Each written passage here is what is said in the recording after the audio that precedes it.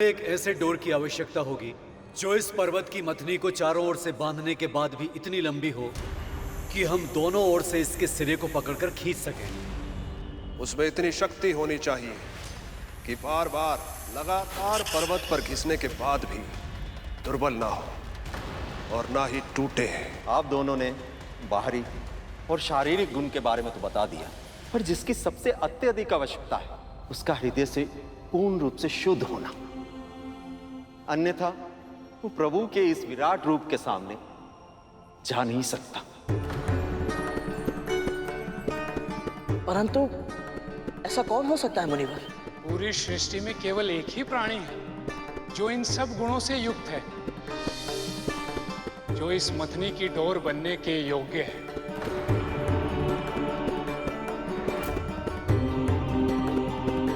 और वो है वासुकी।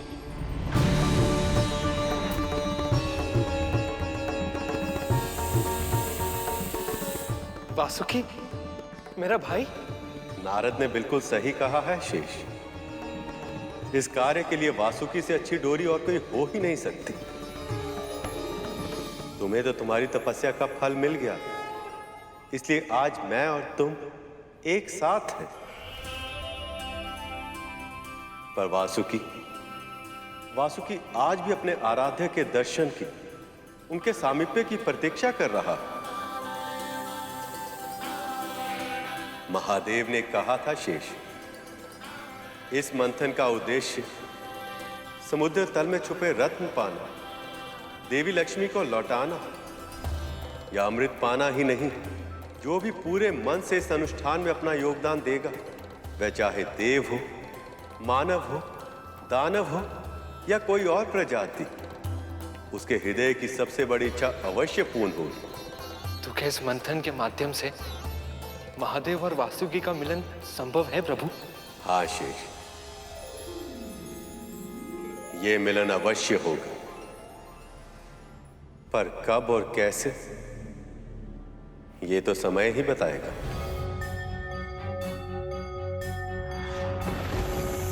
तुम वासुकी कहलाओगे पुत्र। जैसे अनंत को नारायण की सेवा का सौभाग्य मिलेगा, वैसे ही तुम्हें मिलेगी महाकाल शिव की भक्ति। कितना समय बीत चुका है अपने भाई को देखे हुए, मिले हुए, किंतु आज उसका नाम सुनकर ऐसा लगा जैसे कल की ही बात है, जब हम दोनों भाई घर त्याग करके निकले थे ताकि अपने अपने आराध्य की साधना और सेवा कर सके। जो संबंध हृदय से जुड़े होते हैं उनकी यही विशेषता होती है, वो समय और स्थान की बेड़ियों से मुक्त होते हैं। जब दूर होते हैं तो ऐसा लगता कि कितना समय बीत गया, सब कुछ बदल गया हो, और जैसे ही निकट आते तो ये आभास होता कि कुछ संबंध कभी नहीं बदलते।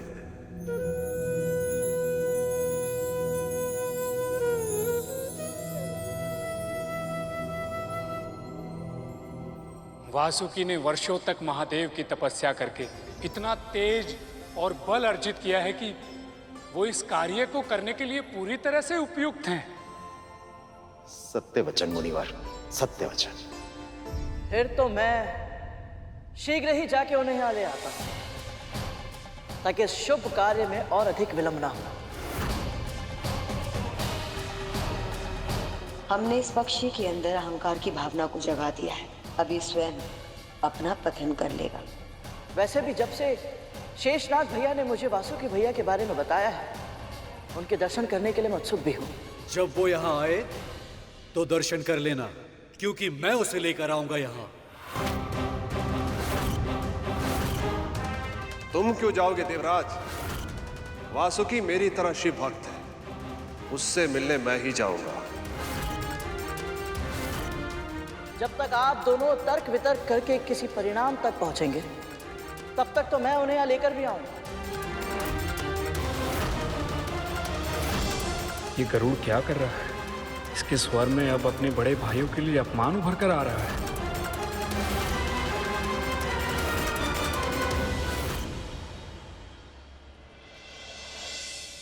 प्रभु, गरुड़ ने मदरांचल पर्वत क्या उठा लिया?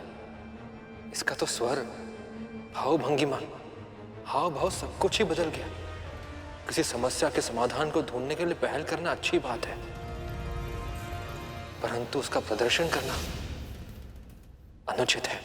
सत्य कह रहे हो शेष, पर गरुड़ को तो इस बात का आभास तक नहीं हो रहा कि अब उसके मुख से आत्मविश्वास नहीं, अहंकार बोल रहा है।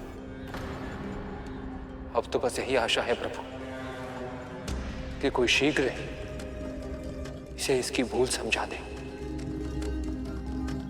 ये कार्य इतना भी आसान नहीं है गरुड़। जो पूरा का पूरा पर्वत उठा सकता है, उसके लिए एक नाग को उठा कर लाना कौन सा कठिन कार्य है मुनिवर? नहीं राम, कहीं ये वासुकी को गिरा ना दे, जैसे इसने अन्य नागों को गिरा दिया था। ऐसा फिर कभी नहीं होगा दीदी माँ। मुनिवर, मेरा विश्वास कीजिए, मैं ये कार्य कर सकता हूँ, वो भी किसी और से कहीं अधिक शीघ्र।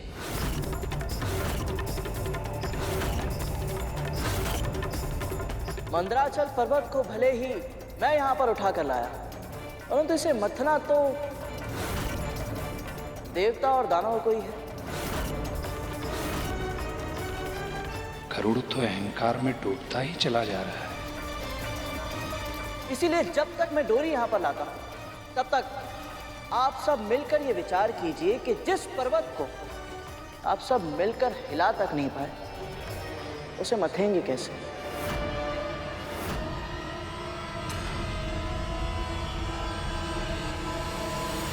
प्रभु, ये गरुड़ अपने भाइयों के साथ कैसा व्यवहार कर रहा है? क्या ये अपने मां के दिए हुए संस्कारों को भूल गया है? गरुड़ संस्कार भूल गया है, ऐसा कहना अतिशयोक्ति होगी शेष, पर हां, शिष्टाचार अवश्य भूल गया है। ऐसा लग रहा है कि अहंकार ने गरुड़ के मन मस्तिष्क को अपने नियंत्रण में कर लिया। वासुकी को आमंत्रित करने से पहले हमें कद्रू की अनुमति लेनी होगी। विमाता कद्रू की अनुमति? पर वो क्यों मां? जहां तक मेरी जानकारी है, वासुकी बहुत पहले ही अपना घर छोड़कर जा चुका था। तो अपनी मां से बहुत दूर जा चुका है वो। पुत्र यदि अपनी माँ से दूर जा चुका है या अपना घर छोड़ चुका है, इसका अर्थ ये तो नहीं कि वो अब अपनी माँ का पुत्र रहा ही नहीं। समुद्र मंथन के इस महायज्ञ में देवता मेरे आशीर्वाद से और असुर दीति के आशीर्वाद से सम्मिलित हुए हैं। यहाँ तक कि गरुड़ भी अपनी माँ का आशीर्वाद लेकर ही यहाँ आया है, तो हम कद्रू को इस सम्मान से वंचित नहीं कर सकते हैं। आप सही कह रही हैं देवी। माता पिता और गुरु की आज्ञा के बिना किया गया कोई भी कार्य कभी सफल नहीं होता। क्या हुआ गरुड़? अब नहीं जाना तुम्हें अपनी कद्रू माँ के पास? कहीं तुम्हें इस बात का भय तो नहीं कि वो अपने दास की बात ही नहीं मानेंगी?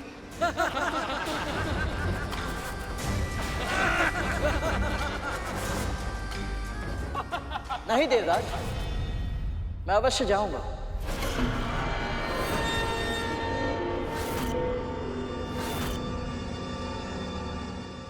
हाँ हाँ, अवश्य जाइए। सत्य तो यह है कि ऐसा कोई कार्य ही नहीं जो अवतार पुरुष गरुड़ न कर पाए। राहु बार बार गरुड़ की प्रशंसा करके उसके अहंकार को बढ़ावा दे रहा है। मुनिवर, गुरुदेव, अदिति माँ, दीति माँ, आज्ञा दीजिए। प्रभु, राहु और दीति माँ ने गरुड़ के अहंकार को चुनौती देकर उसे मेरी माँ के पास तो भेज दिया है, पर वो है तो उनका दास ही। इसलिए क्या यह संभव है कि वो वासुकी को आज्ञा देने से मना कर दे?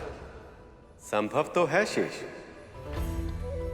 पर यह देखना भी रोचक होगा कि गरुड़ उनकी ना को हां में कैसे बदलता है।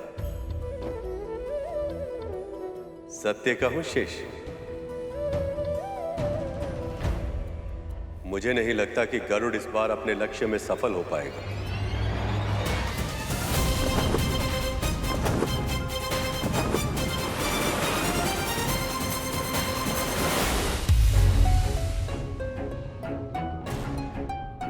धमाल, हाँ तब तो क्या तू भी वही सोच रहा है जो मैं सोच रहा हूँ?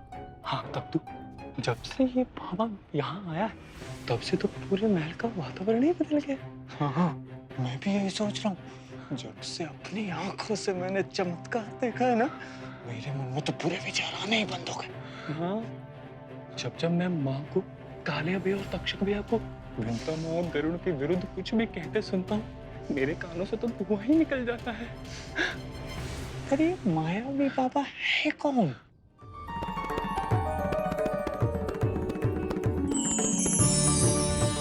दत्तात्रेय भगवान, दत्तात्रेय भगवान।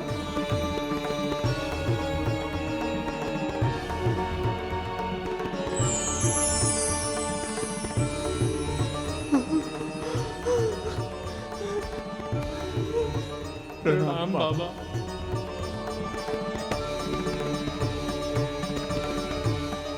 कल्याण।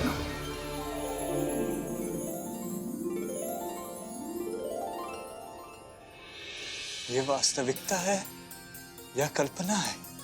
जो तुमने देखा वो तुम्हारी कल्पना हो सकती है,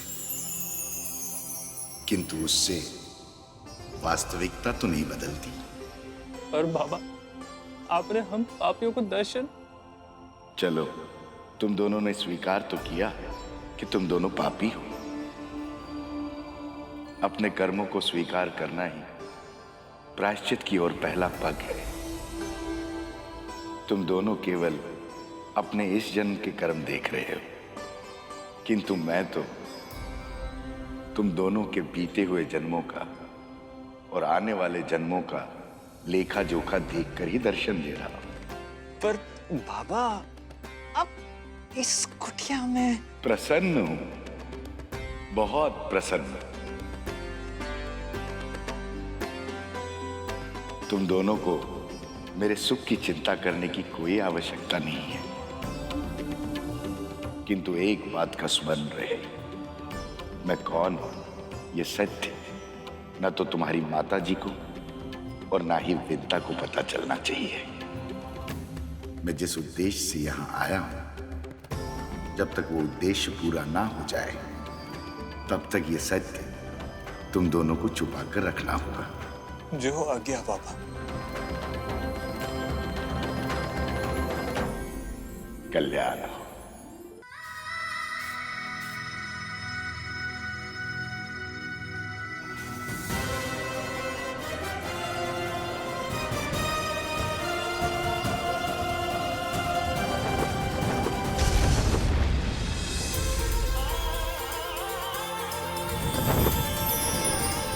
माँ,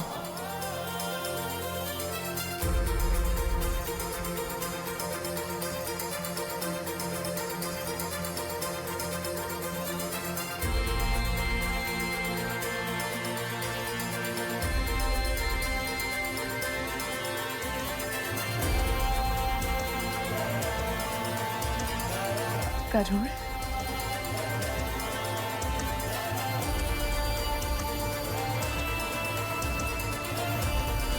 गरुड़, तो इतना बड़ा कब हो गया कि पूरा का पूरा पर्वत ही उठा लिया? जब तक आपका आशीर्वाद मेरे साथ है माँ, ऐसा कोई कार्य नहीं है जो मैं ना कर पाऊं। मेरा नहीं, प्रभु विष्णु का आशीर्वाद के है। सही कहा माँ। अच्छा माँ, मुझे एक बहुत ही आवश्यक कार्य है। होगा, पर पेट पूजा भी तो आवश्यक है। देख तो सही कितना दुर्बल हो गया है तू। तो चल भोजन कर ले। हाँ, कुछ खा ले। माँ, भोजन करने का भी समय नहीं है। भोजन करेगा तभी तो बुद्धि चलेगी ना। तो चल मेरे साथ भोजन भी कर ले और बाबा से भी मिल ले। बाबा? गरुड़, तू जिस दिन गया था ना, उसी दिन वन में मुझे एक वृद्ध बाबा मिले थे। दयनीय स्थिति में थे। तन रोग से त्रस्त था, ना भोजन का आसरा था, ना 2 घूंट जल का। इसलिए मैं उन्हें अपने साथ ले आई। फिर तो मुझे इन बाबा से अवश्य ही। दासी! हाँ रुकिए, मैं चाहता हूँ। वैसे भी महारानी से मुझे बहुत ही आवश्यक कार्य है। बाबा से बाद में मिल लूंगा। तुझे कद्रू दीदी से क्या कार्य है? ये सब बताने का समय नहीं है माँ, और वहाँ मेरी प्रतीक्षा हो रही होगी। और ये कार्य करके मुझे उन सबको सिद्ध करना है कि मैं कुछ भी कर सकता हूँ। चलता हूँ।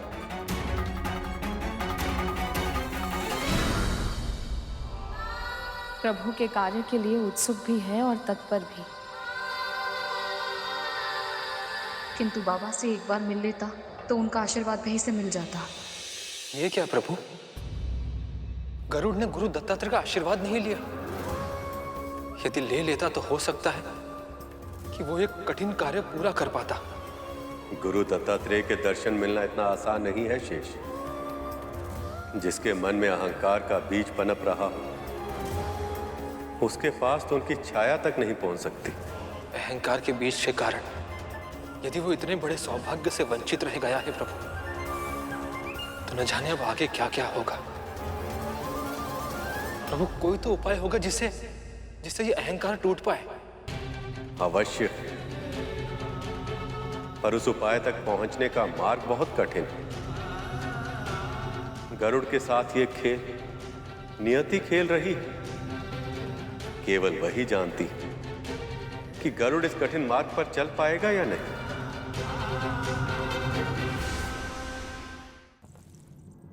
महारानी, प्रभु के कुर्मा अवतार के कारण मथनी तो स्थिर हो गई, परंतु मथनी को घुमाने के लिए एक डोर की आवश्यकता है। और सभी को यही लगता है कि इस कार्य के लिए वासुकी भैया से अधिक उपयुक्त और कोई नहीं है। वही क्यों? ये कार्य तो मैं भी कर सकता हूं। और मैं भी। इन्हें कैसे बताऊं कि ये दोनों इतने शुभ कार्य के लिए योग्य नहीं। क्षमा चाहता हूं, परंतु मथनी की डोर बनने के लिए जब तब व्रत से अर्जित की गई शक्तियां भी आवश्यक है और मन से शुद्ध होना भी अनिवार्य है। अनुशासन के बंधन के लिए मेरे पुत्र ही क्यों? ये सारे नियम उस समय का हाथ है जब स्वयं नारद मुनि ने तुम्हें मदरांचल पर्वत उठाने की आज्ञा दे दी थी। वो सब तो मैं नहीं जानता महारानी, परंतु इस समय केवल इतना ही जानता हूँ कि प्रभु विष्णु और माता लक्ष्मी के मिलन के लिए समुद्र मंथन बहुत ही आवश्यक है। और यह तभी आरंभ हो सकता है यदि आपने वासुकी भैया को मथनी की डोर बनने के लिए आज्ञा दे दी तो। यदि इस मंथन का फल केवल प्रभु और देवी लक्ष्मी का मिलन होता तो ये कार्य करने के लिए देवता उत्साहित रहते, किंतु असुर कभी नहीं। अवश्य ही किसी लाभ का लोभ उन्हें वहां खींच रहा है। क्या है वह?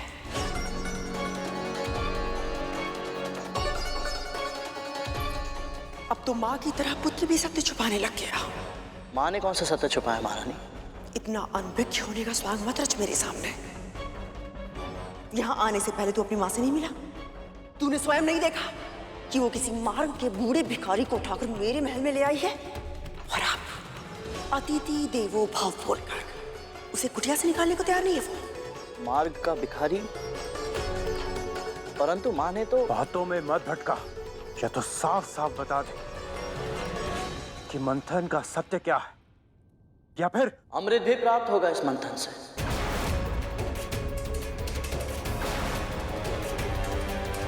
समुद्र मंथन में एक ऐसी वस्तु भी उत्पन्न होगी जिसकी शक्ति संजीवनी विद्या से भी अधिक होगी। ऐसी कौन सी वस्तु है ये? अमृत।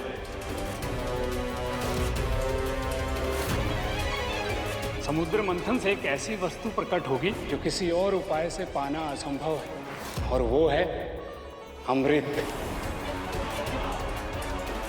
तो इसलिए देवता और असुर मिलकर मंथन करना चाहते हैं ताकि अमर हो सके, और मेरे पुत्र इस अवसर से क्यों वंचित रह जाए? इस अमृत पर केवल मेरे पुत्रों का अधिकार है जिसे मैं प्राप्त करके रहूंगी।